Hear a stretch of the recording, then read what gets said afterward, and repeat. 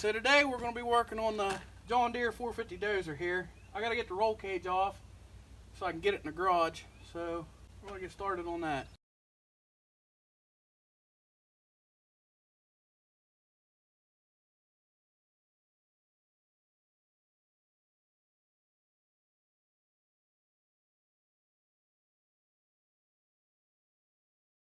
Well, we're going to start it up. I just put the battery back in it. We take it out for the winter. This thing hasn't been started since I'm going to say around about October-ish. So we'll see what happens here.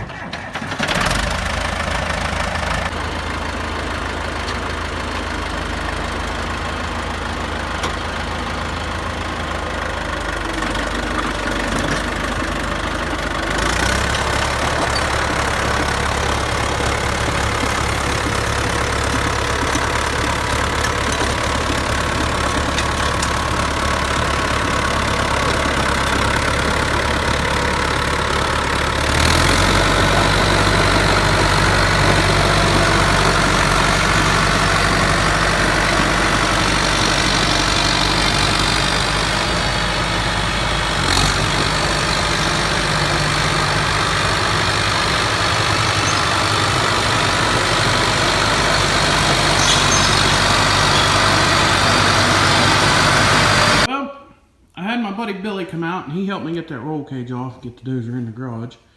So this will probably be a couple part series on the dozer because it's got a few things wrong and they're each going to take probably a little bit of time. So we're going to start with issue number 1, and that's going to be the alternator. The alternator never worked on this thing when we got it. We would just charge the battery up, start it, it would run all day because the only thing the battery had to do was hold the shut-off solenoid open to let the fuel still run. So we would just do that and run it. As you can see, the wires are cut and stuff, and it just... So we are going to be converting that to a GM one-wire alternator and do away with all this crap.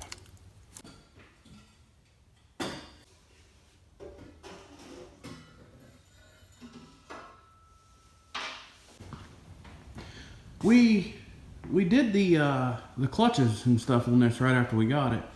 We had to tear all that off to get down into them and change them out.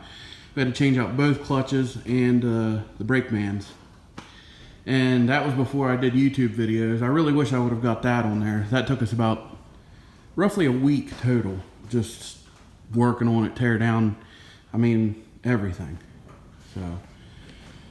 So, anyhow, back here on the alternator, it should let us loosen that up and pull that off there. So I'll get some wrenches and we'll get that off.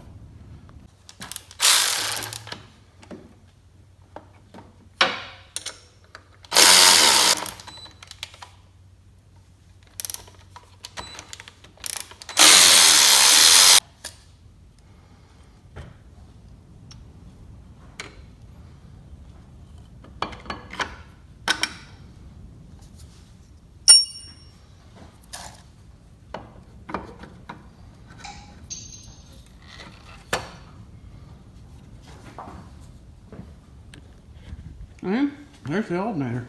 That was easy enough as far as that part goes. So here's what we're going to replace that with.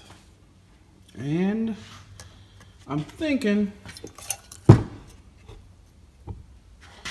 it should go right in there. I mean, it's a little bit bigger around, but I don't think that's going to hurt us. I'll have to get a little bit longer belt to let it roll out farther. But our mounting things are in the same spot. One thing I do notice, we're going to have to put this pulley onto this alternator. But this is a GM one-wire alternator. Basically, instead of having all this junk on here to make this thing charge, I'm assuming it's going to a voltage regulator and everything like that. This one here, you just run this wire to the battery, and when the motor starts, this is pumping juice to it. It's charging. So this is the way to go as far as I'm concerned with this.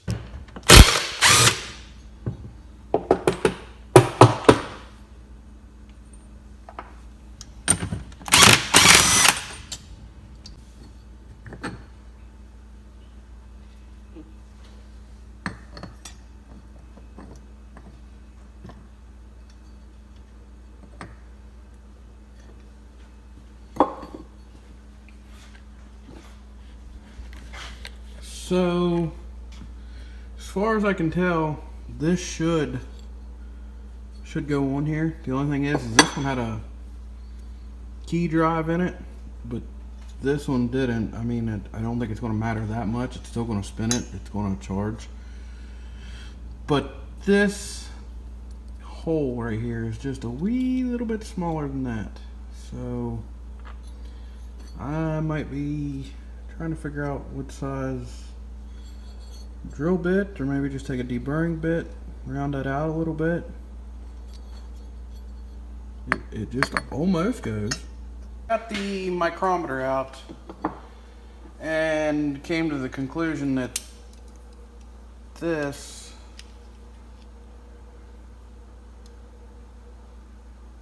.66, almost .67, but .66 anyhow. And this one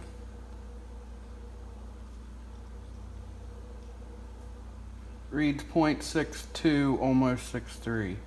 So a few hundredths of an inch off. So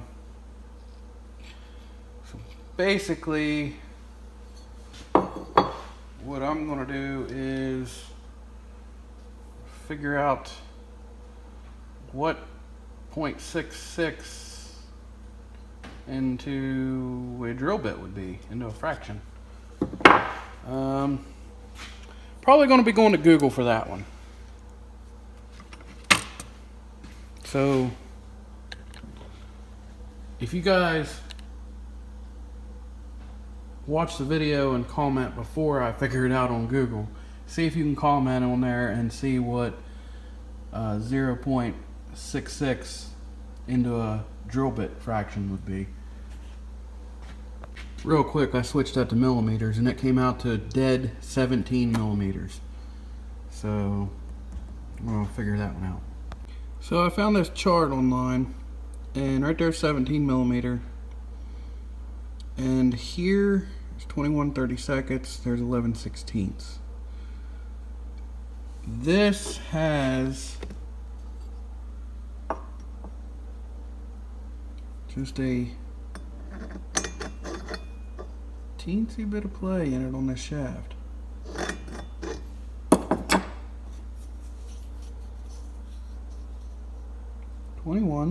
.30. So I'm thinking that according to this chart, that's where I want to be. So I'm going to get this chalked up. I'm going to figure out what to do about that notch, because that's going to catch, guaranteed, right there. I'm going to figure out what to do with that, and then we're going to drill this out. So here's what I've come up with. We're going to braze that in. We're going to fill that in with braze. I thought about welding it, but I think the weld might be harder than the steel, and then it might push the drill bit off to the side, so where the brass would just fill this in just enough to keep the drill bit from digging in and catching, I think. Bear with me, I've only brazed like once in my life. My father-in-law, who was excellent at it, kind of gave me a crash course on it, and that was about the extent of that.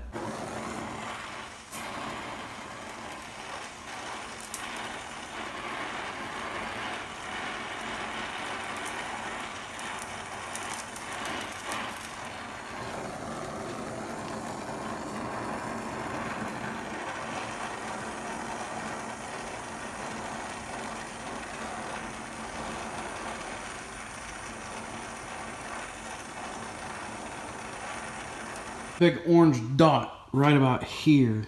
I can't see much. I think I did all right. I got a little bit of a big blob on this edge, but the other side laid out kind of nice, and just filled in that crack a little bit there, which is what I wanted. I just wanted to fill that up so that that drill bit didn't catch it like crazy. Just a word of advice: don't touch the pulley. It's hot. So, like I said, I think I got that it's taken care of pretty good in there. I think good enough that it will allow me to drill this hole the right way I need to. Well, I got it in there. I got it clamped. I mean, the worst that could happen is I could screw it up and I gotta go get another pulley. So it's worth a shot. Probably gonna go with some oil on this just to be safe.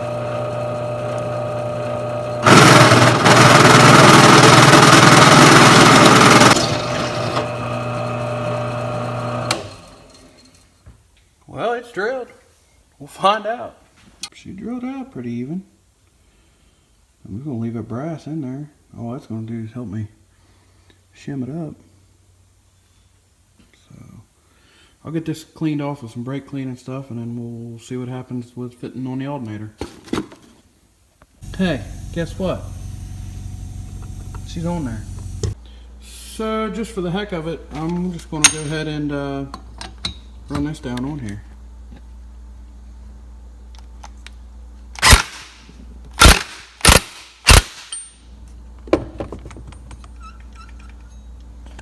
We'll stick it in the dozer and see what it looks like. So my dad dropped by for a few minutes, and I was studying on this, and I tried to pre-fit this alternator in there, and my belt's too short, which I figured it was going to be, but I'm going to need about an inch longer belt because that alternator just rubs right here and won't quite let me get the bolt shoved all the way in. So upon investigation, changing the belt on this is not an easy task. It's not just pop it off. Hold on, let me get a light and I'll show you what I mean.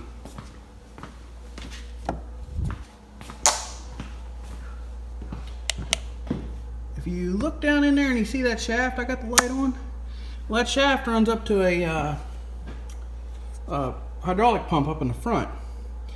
And the book, I'll show you what the book shows you. The book, all it does is give you this breakdown. And nearest I can tell, I slid that back, but that just stays on that shaft. That doesn't let you do anything. This part here is not on there. It's supposed to be a kick out, but this doesn't do anything. If I remove that little shaft, that's going to let me get that belt off. To do so, I got to go underneath and pull the skid plate off to get up in there and then figure out how it comes out. That's where I'm at right now. I guess my theory is to make it easier to get up here to the front, I'm going to pick the blade up, shove some jack stands under it so I can slide in and out this way, and I don't have to keep going in from the back. And then I'm going to get that skid pan off and see what happens under here.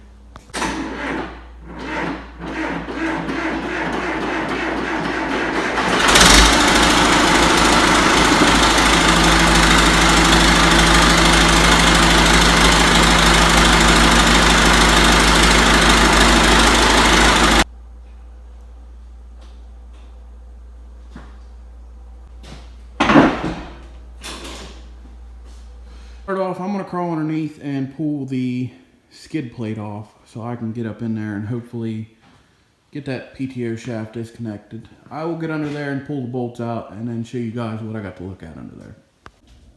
So here's what I'm dealing with underneath. I'm going to take those big bolts out, and they are like, I don't know if they're 15/16 or inch. I'll have to check on that.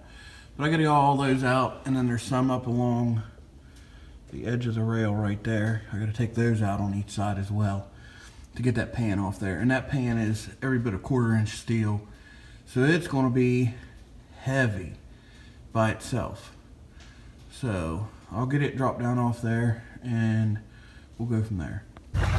Just a little preview so you can see what I've got going on down in here.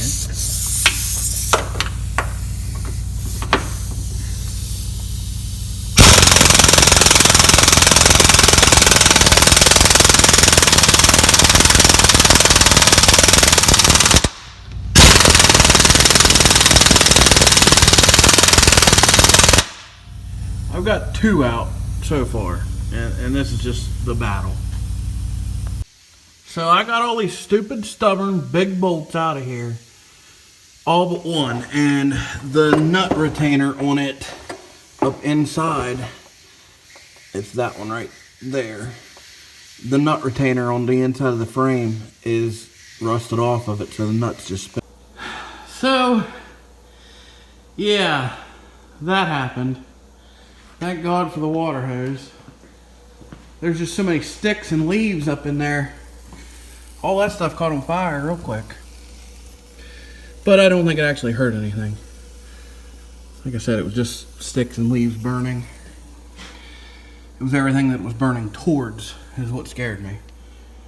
So after 2 days of work and almost burning the dozer up, I finally got that skid pan almost all the way off. I got it dropped down. And I'm really going to be upset if this doesn't get me any closer to the goal of changing the fan belt. So considering half the dirt fell out of this pan whenever it fell out of there, and the other, I don't know, there's a bunch of it in there. It's not a bad thing that I took this out of there altogether anyway, but it was a process, a pain in the you-know-what process. Well, we'll slide up under here and see what we got to look at now. Oh, more dirt. And hey, there's an exhaust clamp. Check that out. Looks like that's been there for a while. Oh, yeah. So, right there, let's see if we can get this thing to focus on it. That spring and that shaft. And right there's the, I don't know if you can see it. That's the belt right here in front of the oil pan, just barely sticking down. So we got to get that shaft out of there. That's my next project. I'm going to scrape some more dirt out of my way so it's not in my eyes, and then we'll figure out how to do that. So after digging around for a little bit, I decided to get the pressure washer out, and I got a bunch of stuff out from underneath there, and I'm soaking wet and filthy. But this was all full down in here too. I popped the grill out and sprayed that all out. So I'm going to spray that shaft with some penetrating oil and let it soak for a little while, and hopefully maybe I can get something to move down in there.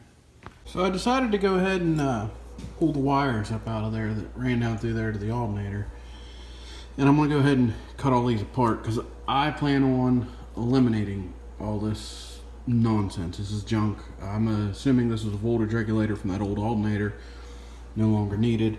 However, there are a few wires in here that did go to the starter, and I'm going to split them apart and figure out where they go. The ultimate plan was that my father-in-law and I had was to delete that plug because we thought we had bad connections in there, and just do away with that and simplify everything. Run some wires direct, and there's a lot of stuff that just wasn't needed. I don't know if I ever mentioned it, but this is a 1974 John Deere 450 BC, and this electrical tape that's been wrapped around these wires is just crumbling like crazy.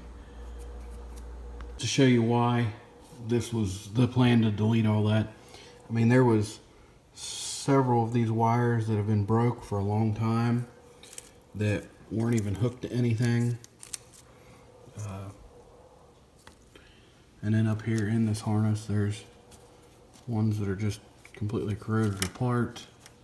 So this thing wasn't doing anything. I'm going to put all fresh new wires on it so that there's not this old brittle stuff. I can't even bend these. So after making a few phone calls, I finally got in touch with somebody that knew something about these old dozers. And a guy told me, he said, you unbolt those 2 bolts right there on this PTO pump. And you can slide this ahead, and it should, he said it should gap out down in there somewhere and give you enough room to put that belt on. So that's my next move then.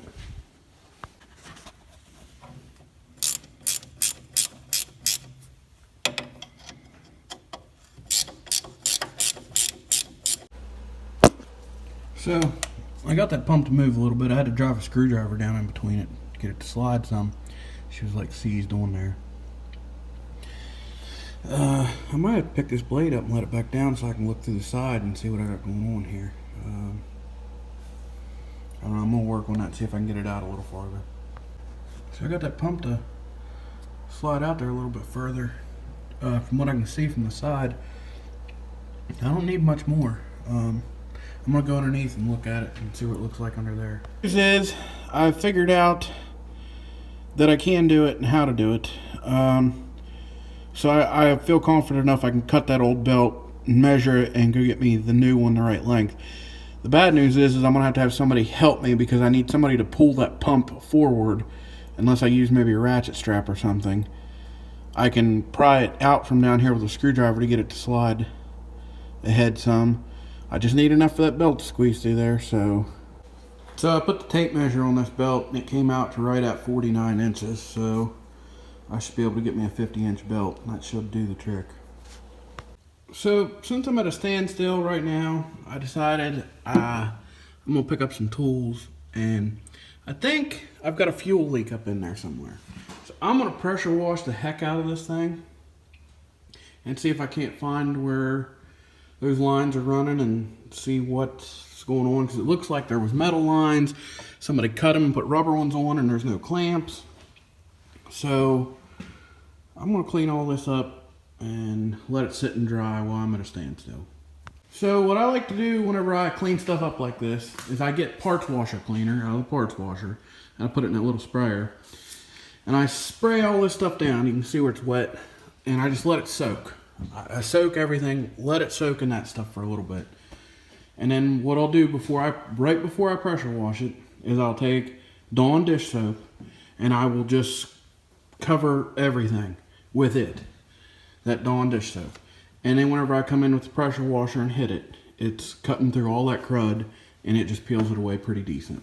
That's my trick to doing it. If somebody's got anything better, let me know. I'm up for any easier way to get the grease off stuff. So let me know in the comments if you've got a better way of doing it.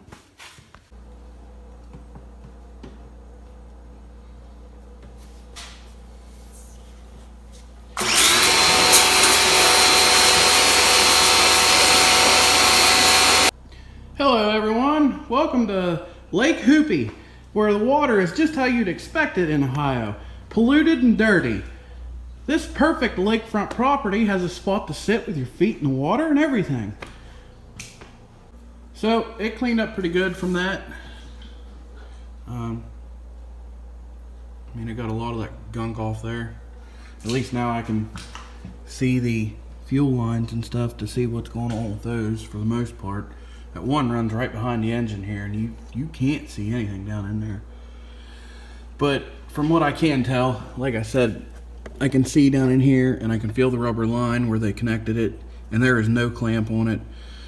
So I'm guessing that's why I'm leaking fuel. And it's on the return side, so it doesn't have a lot of pressure, but it is enough to drip out. And I finally got a new belt. So I'm gonna slip this around this fan and get it worked down in there. So then I can slip it over that PTO shaft. This here should be pretty simple. Just start fishing it around this fan to get it on there.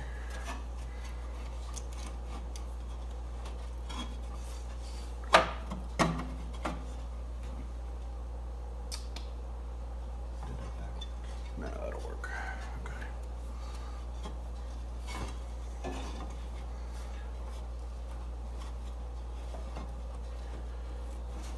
So that part was pretty straightforward and simple. We just had to get the belt behind the fan.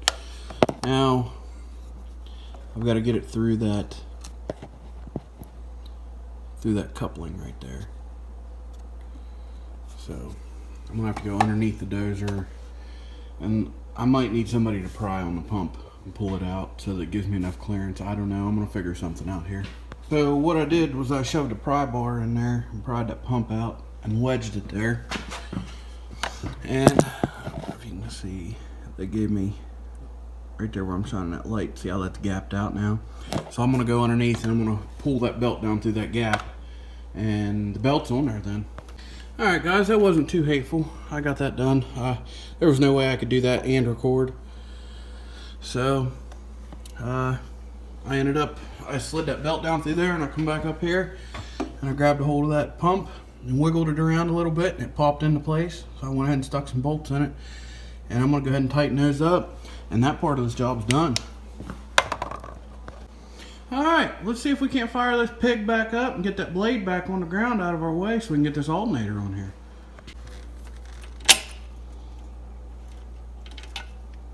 Ha, ha, that's funny, isn't it? See all those wires? I didn't hook them, but I can put them back on real quick. Either that or I'll throw a jack under that blade just enough to get it up, get it off the jack stands. One of the two. The jack just makes more sense than hooking up stuff that I'm gonna have to re-unhook. So I'll just jack this up and set that blade off of it. So in theory, since I had this suspended, not under its own weight, there should be some hydraulic pressure in the lines. It shouldn't have all bled off. So I should be able to let this down and it'll hang there. And then we come around here and down she goes.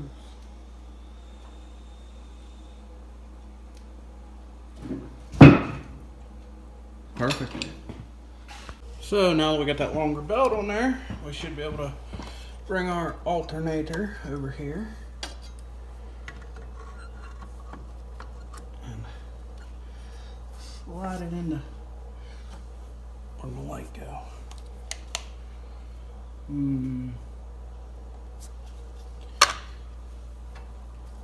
Well, first we gotta get that belt on that bottom pulley.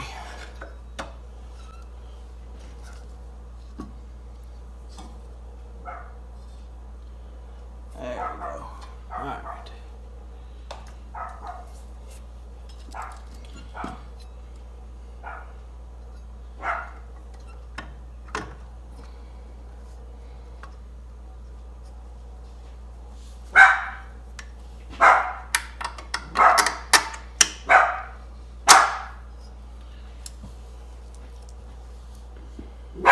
Oh, Winston, you're fine.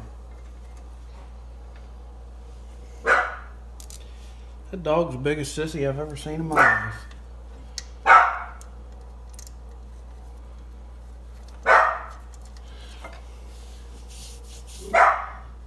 He don't even have a clue what he's barking at.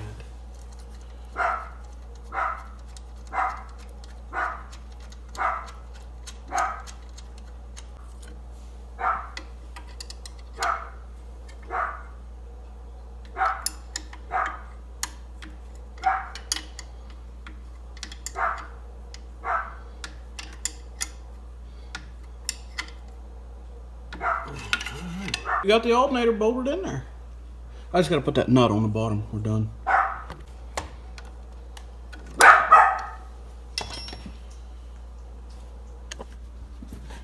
That's that. Next we'll move on to wiring this thing up. I went and dug around in my stash of stuff and I've got this wire. It's off an old winch that I never used the lead for. And it'll be about the right length to run there. All I've got to do is connect this post to where the battery connects right here to the starter. And that will send voltage this way, and when the dozer's running, it'll charge. Or I've got this roll of red. I'll see if I have some ends that I could put on here. I'm not sure. Yeah, that there is not going to fit on that. And even there's not enough room to drill it out. So probably going with the red, and I'm going to find some wire ends. So I went ahead and got me a piece of wire cut, and I got me some good heat shrinkable, fairly heavy duty ends here. I'd like to use some solder ones, but I don't have any solder.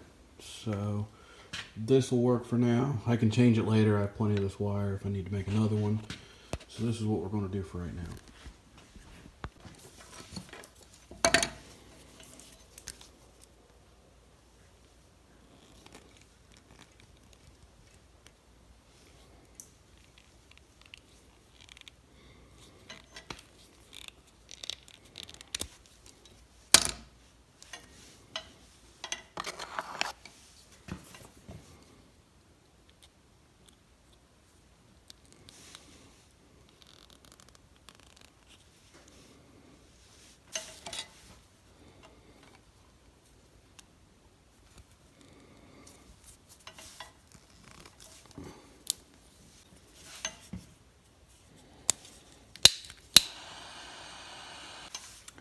And there's that end. This here's pretty basic. Just stick this one onto the alternator. And back over here on your starter, on your big post for the wire that comes from the battery. I'm gonna route this the way we want it.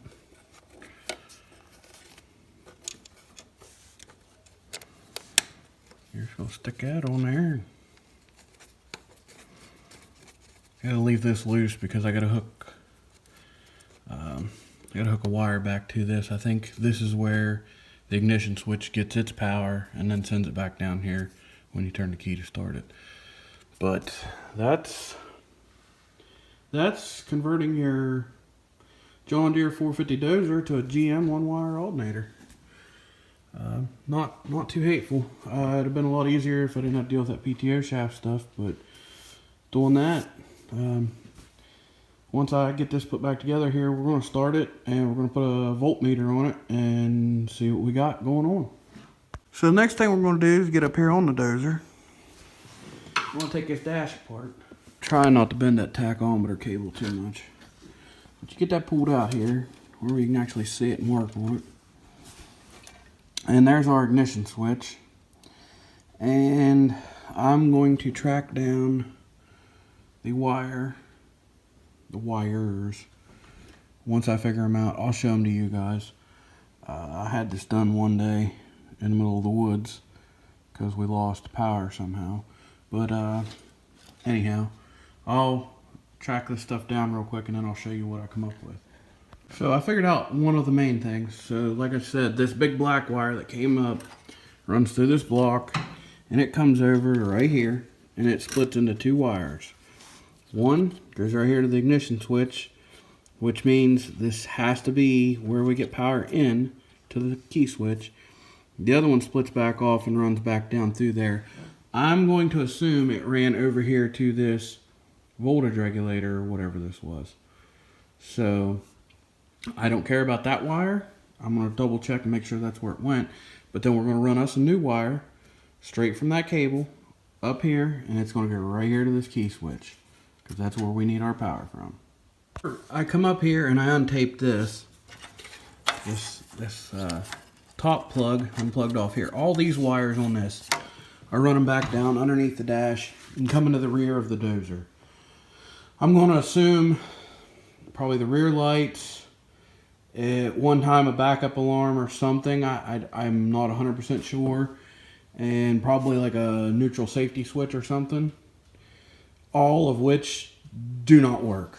So those do not concern me right now at this point. And what I discovered, like I said, this black one was my hot coming in. It ran through, come over here.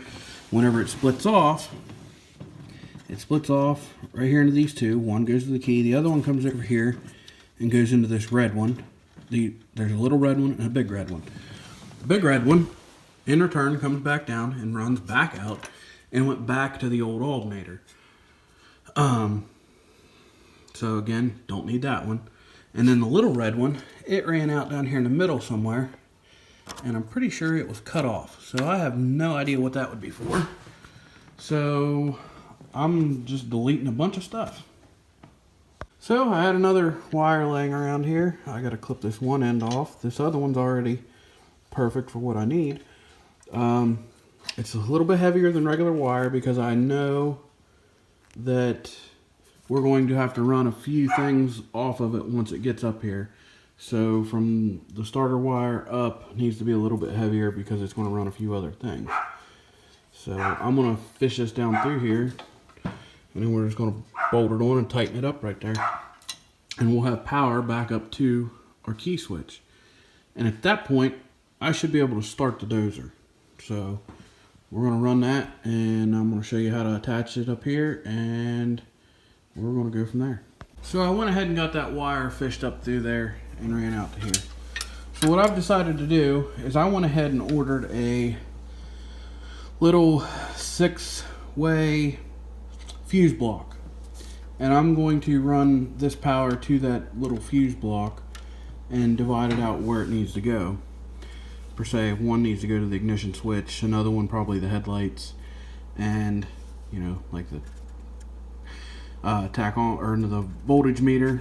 And but anyhow, I don't have that yet, so what I've decided I'm just going to do, just temporarily, so we can make sure everything works and wired up, I'm just going to run a 1/4" bolt through here with a nut on it, and then I will make me leads to come off the stuff I need with fork ends on them.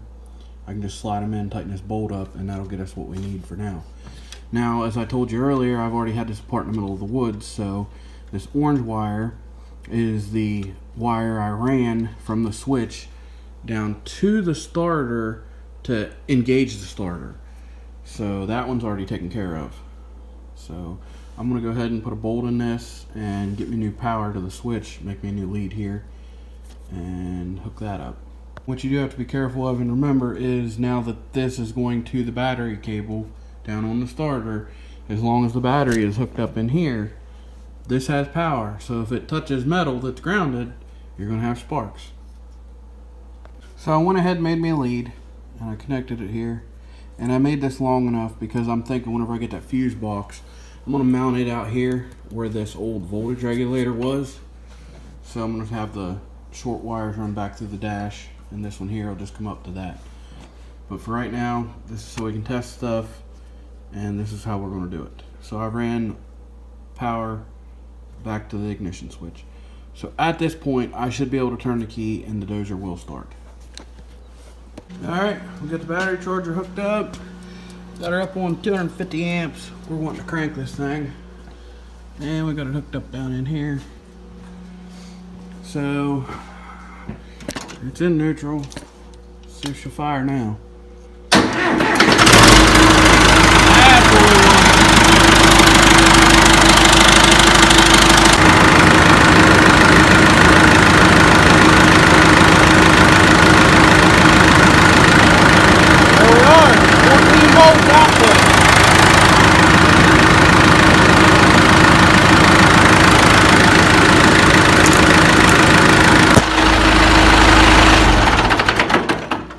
And there you guys have it, 14 volts of output. That's what we needed. She'll charge now. So I'm gonna get to work on the rest of this wiring.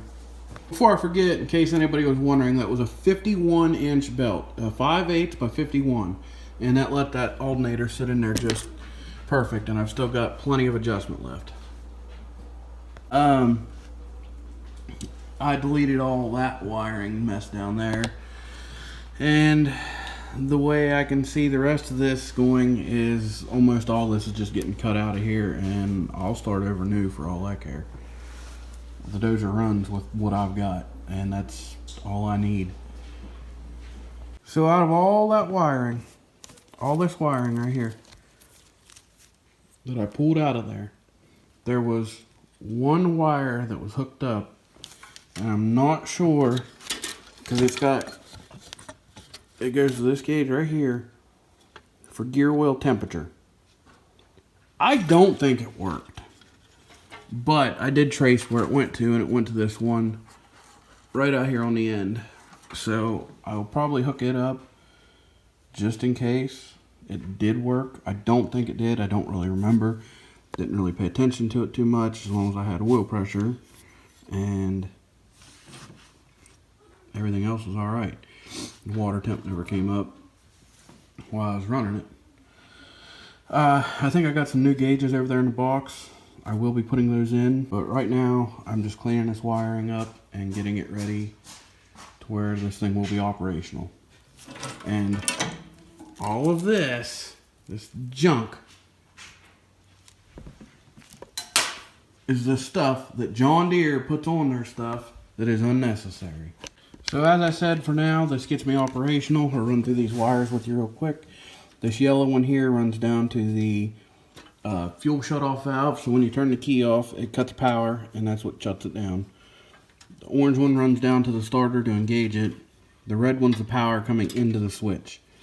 It's just basic stuff, the little necessities that you do need. There is this other black wire running down here. I haven't found out where it went to. I went ahead and left it hooked up. I'll be investigating that here in just a second. Aside from this, there's this other brown wire, which I'm pretty sure was just a power for the lights on the gauges. So it's not a big deal. These other ones aren't even hooked up as far as the lights go. We've got the wires for them, but didn't really worry about it. I will address all those later. I'm pretty sure I have new gauges to put down here for these ones, and I'll be putting in new light switches and stuff too. So I went ahead and I tracked down most of those other wires there, and this is just the baffling part of all this. Here's a dead end. There's a dead end. Here's two more dead ends. They're all dead ends except for that one that I was kind of concerned about, and it goes over to the other side. I haven't seen where it went yet. So I'm going to be cutting those all out of there and getting those out of there. Just clearly they ain't needed if they ain't hooked to nothing. So there's even more of this disgusting old cobbled up wire in the trash. And then I will show you that one wire that I was worried about actually does run over, and it runs down in there to a temperature sensor on the transmission, which is probably a good thing to have. So while I was digging around and stuff, I actually found one of these little fuse box things. So I'm gonna mount it right here where this old voltage regulator was, and I can bring my power wire up to it right here and split off to whatever I need to run, and they'll have fuses in them. So I'm just gonna probably go back to my original stuff with running self-tappers into this to hold it here, and then I'll wire it up. So we went ahead and got some new gauges. We got oil pressure, voltage, the trans temp, and an hour meter, because that one doesn't work and it looks like crap. And a new headlight switch. We're going to go ahead and run the wires even though the headlights aren't here yet. But we'll go ahead and get all that ran, and I'm going to tear the dash out of it real quick. We're going to put these new gauges in here, and this thing will be all wired up nice and good to go, ready to rock and roll. So we're in the back of the panel here, and I just went ahead and trimmed off some of these old wires, and we're going to go ahead and undo these and put the new gauges in and get them wired up in here. Well, I went ahead and got all those old gauges out, except for the water temperature, because it was a new gauge. So the trans temp gauge right here that I got off eBay didn't come with any nuts, didn't come with a retainer to hold the gauge in, so I had to make this. And then I had to scrounge around from all these old gauges and find all the nuts that would fit and work. But I'm going to get this one in here, and then I'll go to the other two and finish this up. So what I decided to do on this is I'm going to run, so for this trans temp gauge it needed ignition, so I'm going to run it from the ignition. The hour meter needed an ignition power. I'm going to run it from here, and I'm going to run a third one, and what it's going to go to is a relay, and then at that relay it'll only be on when the key is on, and that relay then will feed the power back here to my headlights, so this way you can't screw up and leave the headlights on. As long as the key's off, they'll be off. So that's my plan on that. So with the exception of the new oil pressure gauge, because I have to get an adapter to make it fit the thing where the hose goes on. Anyhow, with the exception of that, that's what the new gauges look like, the new headlight switch. And I just got this sitting in here temporarily. I'm going to go around here and actually hook everything to my fuse box and try to find a relay. I think I have one, and wire that up so that the headlights will work. So I've got most of this stuff wired up. I still haven't got the hour meter put in, but that doesn't matter right this second. I went ahead and got the relay in there, and as long as I've got it, I forgot to, no I didn't. Okay, as long as I've got it wired up right, it should click on whenever I turn the key on. And I also ran the voltage regulator to that relay as well, along with the headlights. So I wired up one headlight. I'm not going through the process of doing that right now because I have new ones on the way for it. And then I also ran a wire to here that's going to go to the reverse lights on the back of the cage. That'll be another another time too. So I should be able to, yep. Huh. Well, that tells me I got something wrong. It just popped a fuse. Well, I'm gonna figure out what I done did. So after some troubleshooting, I figured out it's this trans temp gauge. I don't know if I've got it wired wrong or if it's junk. I don't know. But that's what was blowing this fuse. So now I can turn it on. And the battery, of course, is going bad because it's reading 10 volts. But I should be able to pull this. Well, let's see. Is this relay clicking?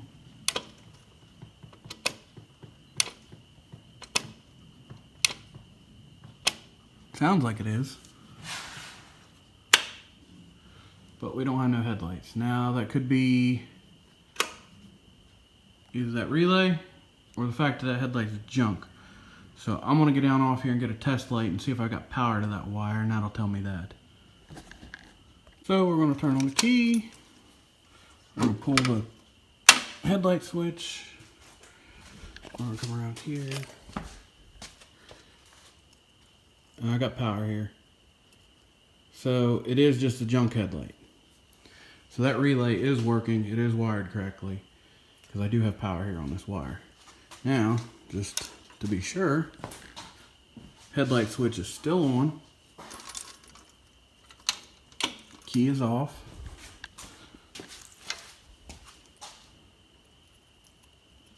No longer have power. So we're good. That's what I wanted. So I'm going to show you guys something that's pretty funny. Here's the old hour gauge that was on the dozer. You can tell it had been replaced before because that's a round hole and this is a square gauge. But the funny thing about this is there isn't even anything inside of it. So, well, there you guys have it. That's a complete GM one wire alternator and complete rewiring of the John Deere 450BC. Yes, I still know I have to put that oil pressure gauge in there, but I can do that later. That's no big deal.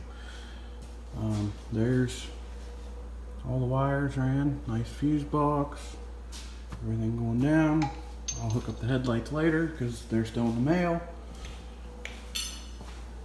And this here's the wire going to the rear lights. I just got it piled there because I'll have to run it up the roll cage. And the new hour gauge is all wired up. And everything's good to go.